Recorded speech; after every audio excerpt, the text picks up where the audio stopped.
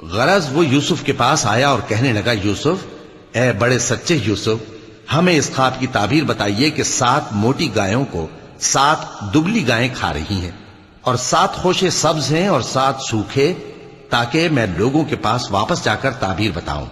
عجب نہیں کہ وہ تمہاری قدر جانے۔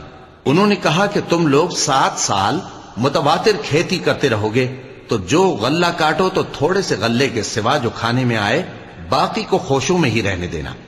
پھر اس کے بعد خشک سالی کے 7 سخت سال آئیں گے کہ جو غلہ تم نے جمع کر رکھا ہوگا وہ سب کو کھا جائیں گے، صرف وہی تھوڑا سا رہ جائے گا جو تم احتیاط سے رکھ چھوڑو گے۔ پھر اس کے بعد ایک ایسا سال آئے گا کہ خوب مے برسے گا اور لوگ اس میں رس نچوڑیں گے۔